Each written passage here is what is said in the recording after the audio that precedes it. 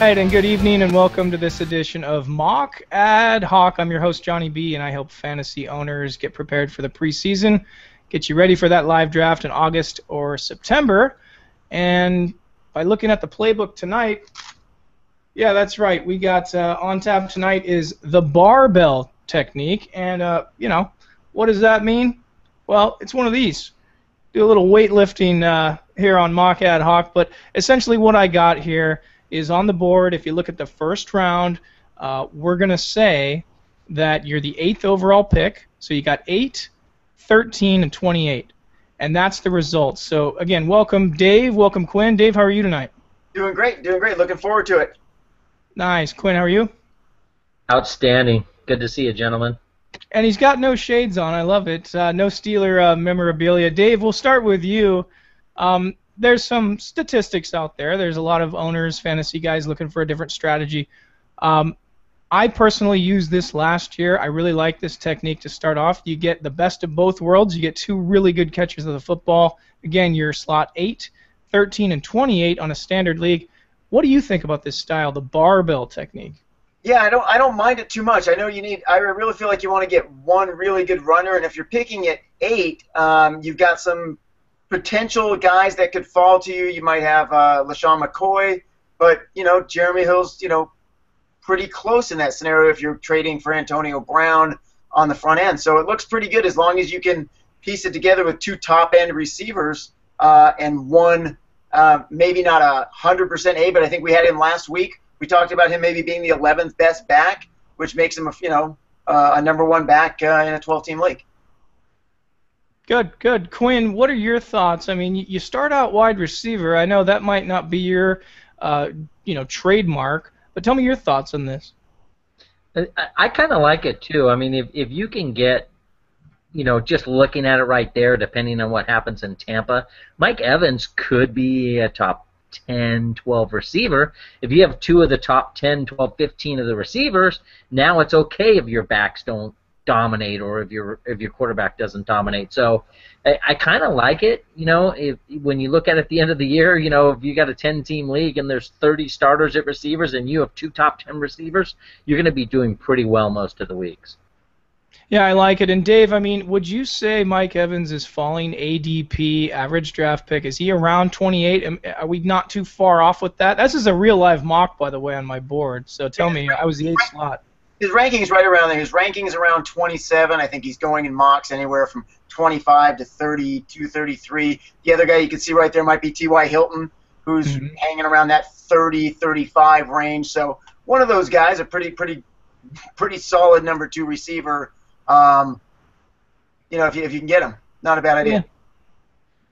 Yeah, and I think, real quick, I'm just going to touch on why I like this strategy so much, because I've already got 2 really good receivers out of this 3-round sandwich, barbell, whatever you want to call it, and now I can actually go get another running back. Shoot, in round 5 I can target quarterback. Round 6 you can target quarterback as well. Right. But this gives you a pretty good foundation, in my opinion. So I know we're talking a lot about ADP, but Dave, you were telling me about a system you use, kind of a collaboration of different experts out there. Can you show the listeners, and if you're viewing this, take a look at the screen here. Dave, show me how you kind of come up with your different strategies out there. So what I'll talk about is what I like to do is I like to look at a lot of different information. I want to see player rankings. I want to do a lot of mock drafts. I'm going to practice the mock drafts. The idea really is to get as much feel for where these guys are going to go. It's 2 things: average draft position, so where people are going in mock drafts, whether it's on Football Guys or ESPN or CBS or Yahoo. You can do mock drafts. You can look at expert mock drafts. You can see average draft position. Those are important figures because rankings and average draft position are 2 different things. And then the whole mock draft and live draft is a whole nother scenario where people actually pull the trigger. So what I like to do is take a lot of different people's rankings before I make my own rankings. In this case, I took Matthew Berry's rankings from ESPN. And what I'll do is I'll just simply, this scenario here is going to give you a good look at what picks you have. So if you're picking 1, you know that you're picking the 1st, 20th, 21st, 40th, 41st, 60th picks. You see exactly where your picks are. And I'll go to the rankings and I'll simply plug in any player that is ranked at or below that number, and I'll plug them in and see where in Matthew Berry's rankings what players I could potentially expect to get at those pick numbers.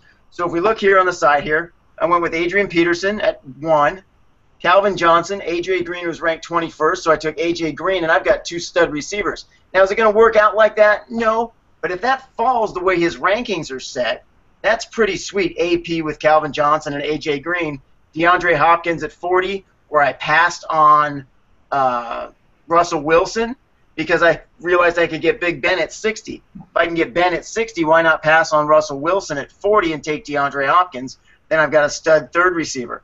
So plugging in these players, I can even look down the line and say, hey, if I can get Doug Martin at 81, according to these rankings, or Trey Mason or maybe Devontae Freeman at 100, we're doing some good things and trying to project where these guys will go. The key is to make sure you're not surprised, right? You want to look for value and find out where these guys are falling and who might be there at 41. You might even put 2 or 3 guys in here and say, if I get this guy or that guy, you'll have a few options for yourself, and I'll do this 100 times over the course of the next 6-8 weeks with all kinds of different scenarios. That's where my rankings will come from. More importantly, at some point, my draft will spin the draft order before I get to my draft, and I'll know that I'm picking 5th. And so I'll know that I've got the 5th and the 16th and the 25th pick overall. Knowing that I've got 3 of the top 25 picks, my rankings are really angled towards which 25 guys do I want in my top 25, because 3 of those guys I'm going to get for sure, and I want the best 3 that I can get. Right. That's an excellent board. Quinn, we'll throw it over to you. What are your thoughts on this board? Obviously, are you going to carry something like that to the draft, Quinn? You're an old school guy. No, I'm not. And actually, I think it's fantastic. I respect it. Knowing Dave for a quarter of a century like I have, he's a planner, so that fits his mode, and he's very successful planning that way. I come into the draft really with a list of the stats from the previous year for my specific league, and then I just kind of go with feel. I don't listen to anyone else. I don't look at the pre-drafts on ESPN. Nothing personal. I know Matthew Berry's supposed to be a genius. I've been doing this successfully for 25 years. I'm confident enough that I can pick better than him. So I don't look at it, because I think most of those drafts are based off last year's statistics, which for some people is consistent. For most, it's not.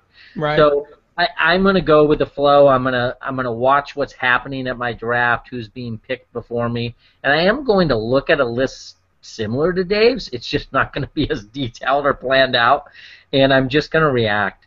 I just don't go in with any plan at all other than to take the best available player at the right time. And the thing I like about your mock draft and Dave's is there's not a quarterback in there.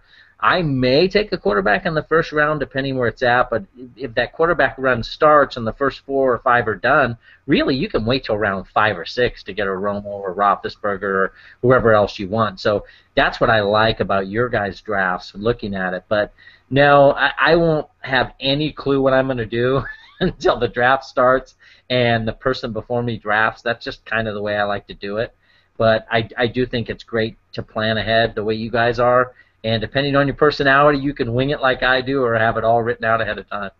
Right. So you kind of, you're planning a party, if you will. You're getting, let's say, a bunch of people gathered at a park, and you have a plan, but then it rains, right? So then you have to, all right, make shift. You got to change gears. You got to do this, do that, put up a tarp, a canopy, whatever. We'll throw it back to you, Dave, real quick. So if this is the barbell right here with a wide receiver first, could you foresee something to where you go runner first, wide out second, and then runner as your third pick? That's more traditional, wouldn't you say? With my strategy, I generally wouldn't go back-to-back runners unless somebody really fell. If I'm looking at that, and like in this scenario, A.J. Green was available at the 3rd pick at number 21 because it was the first pick of the 3rd round, right? He's sitting there. There's not another running back that's equivalent to him. So you're going to it really is taking the best player available, but at the same time, you don't want to end up being too heavy on one position.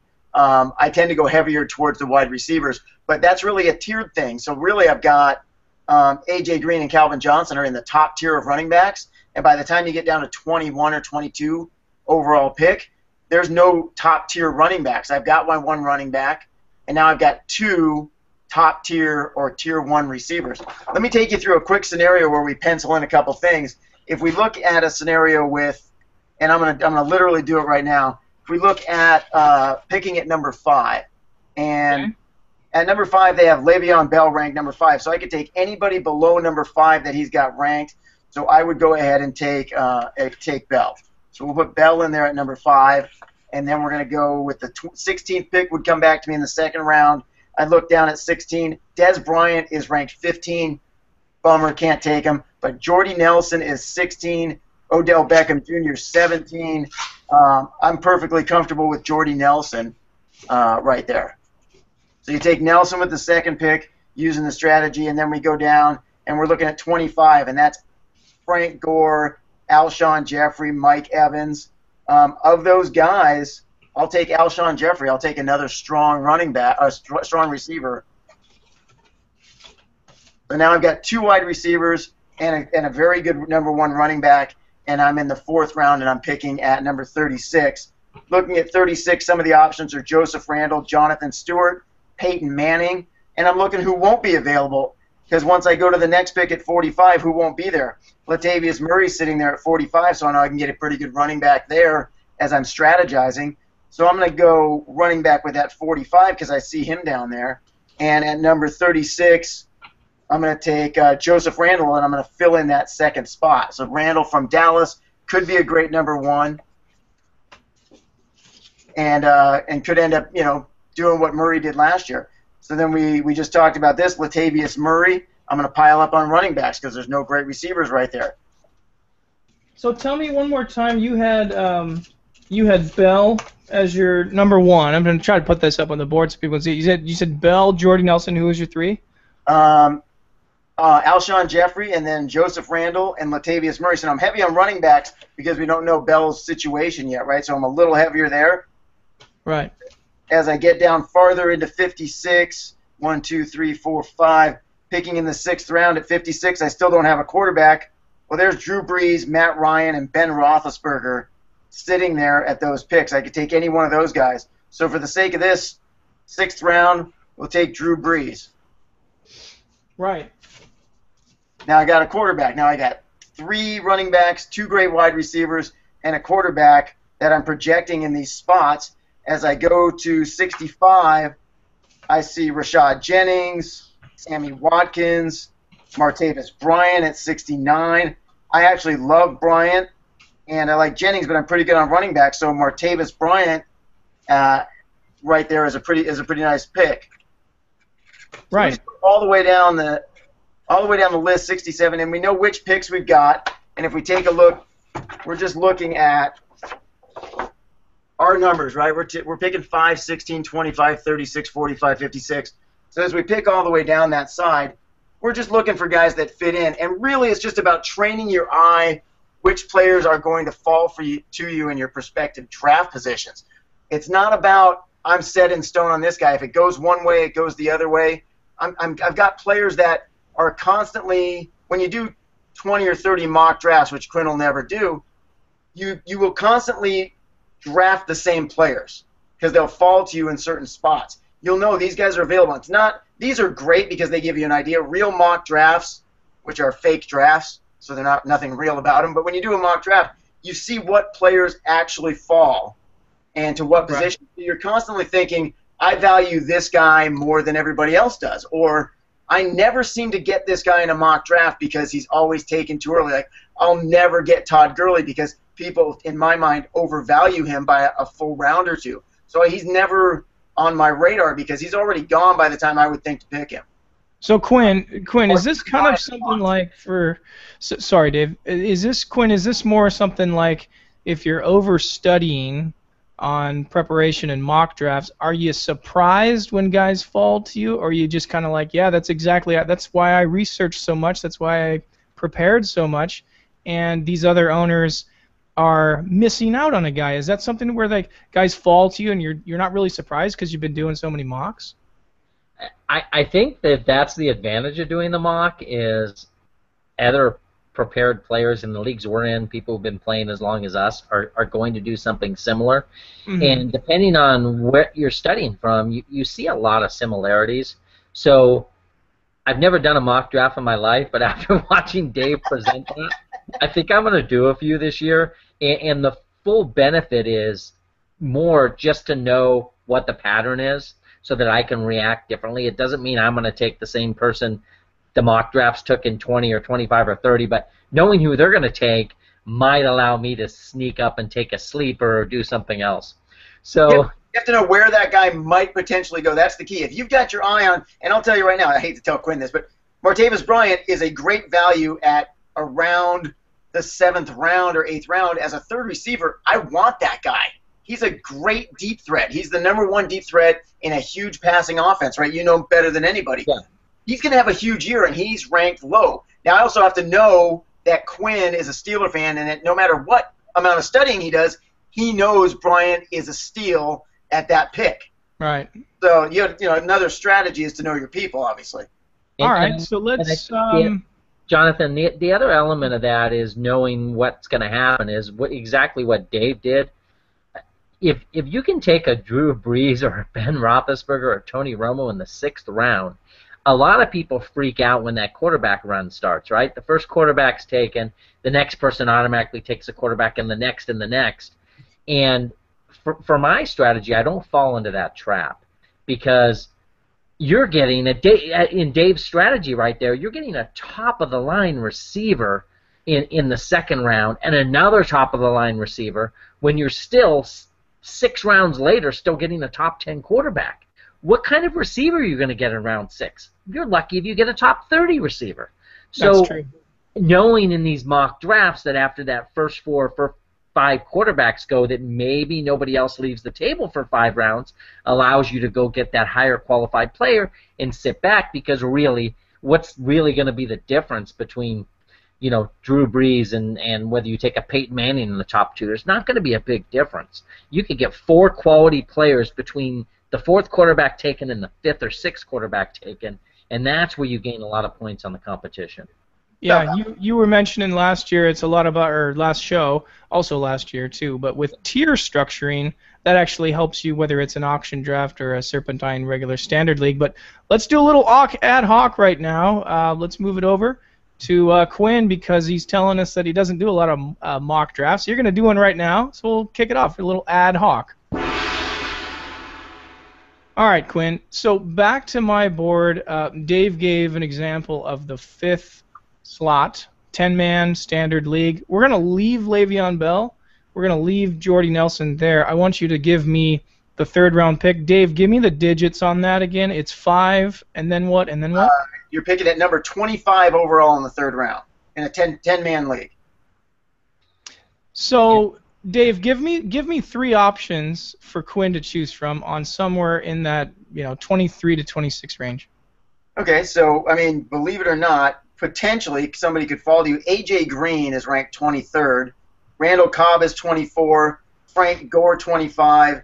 Alshon Jeffrey. These are phenomenal players. You need a running back. It would be either Alfred Morris or Frank Gore, maybe Mark Ingram. But if you want to have that much leeway in it, 25. Could A.J. Green be there? He was at 21. Alshon Jeffrey's a great pick too. Could you end up with Le'Veon Bell, Jordy Nelson, and A.J. Green? Or it's fantastic. Yeah, and my concept there, Johnny B, is Cincinnati's offense the last couple of years has turned more to a running offense. I'm going to shy away from A.J. Green, as talented as he is. I don't think he's going to get a lot of touchdowns. And my next pick would probably be Cobb if I didn't have Nelson. I don't like to get two marquee players from one team. So I'm going to step in and take Alshon Jeffrey, who's pretty much the main man over there in Chicago, with the departure of why am I drawing a blank? Departure on the original wideout there. So Brandon Marshall. He's going to be the main man over there in Chicago. So I would take him in that slot in the 3rd round. Brandon Marshall, that's correct. Thank you. So you'd take Alshon Jeffrey in the third. I would. I think the Bears are going to be horrible again. Passing offense. Yeah. You're not going to probably be able to double team him with the emergence of the rookie wideout they got and Kevin Martin and the focus on tight end. Bennett, the new offensive coordinator likes to get the tight end. I think he's going to get single coverage, and I think he's going to dominate. He's really a good player, so I'd put him in that third round. Okay. So we have a couple different thoughts on that. We said A.J. Green. If you're drafting number 5, we said Alshon Jeffries. Dave, give me a runner at that number 25 right now. 25, you'd be looking at probably Frank Gore or Alfred Morris, maybe Mark Ingram. I'm not a big Gore fan, but maybe that's because I just don't like San Francisco, and he used to play for them. I think it would be Alfred Morris right there. Ingram scares me a little bit. I don't like his attitude. Dude's got a serious attitude problem. I don't need him to celebrate when he gains 4 yards on 3rd and 6 and runs the guy over and then jumps up like he just scored a touchdown in the Super Bowl. Guys like that are just going to implode and end up not starting at some point. Spiller's looking over his shoulder. I worry about Ingram. I like Alfred Morris there for sure. Okay, and then real quick, Dave, give me some choices. If the viewers out there or listeners would take a quarterback in that 25 slot, give me 3 guys that they could choose from. ADP, of course. This is all projected. If it went, super vanilla here, but it's going to change. Quinn, I want you to give me a quarterback when he gives me some choices here. There's no value in that spot. At 25, you don't want to take a quarterback because the gap is huge all the way up from you got your. And this is not my set of rankings, so I'm kind of looking at it.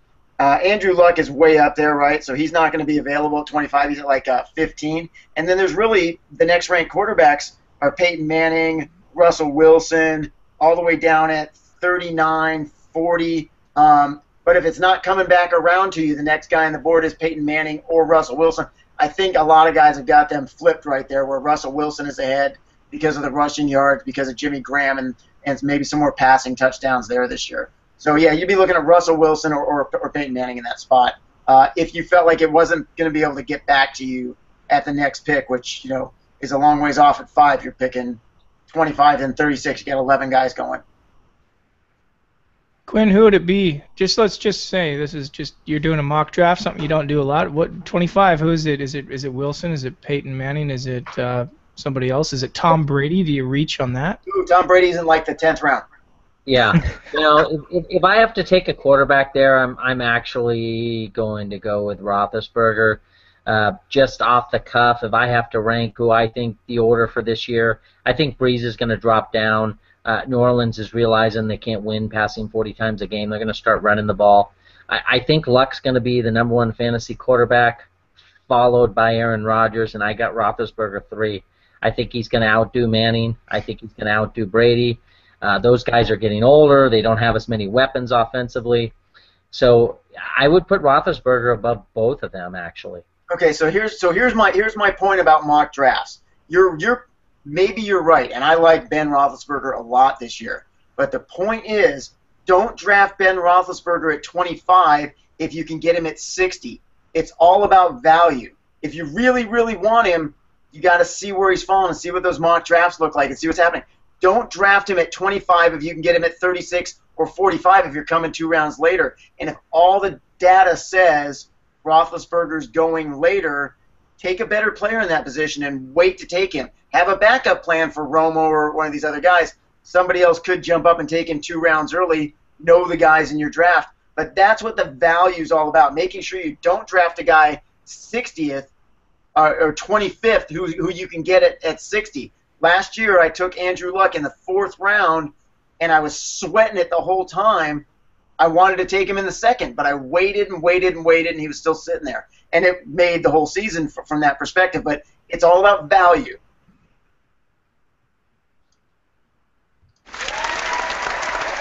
Well said. Well said. That's Dave the Seahawk Delmonico. As for Quinn, I'm Johnny B. And hey, maybe I'll even get a little workout here on the old barbell technique. Thanks for joining us tonight, guys, and check us out on the next one. Mock Ad Hoc. I'm at Twitter handle UDDWorks. Check out Dave at him, Seahawks1212. For Quinn, Dave, I'm Johnny B. Thanks for tuning into this edition, and we'll be back soon enough. All right, have a good night, guys. See you next time, guys.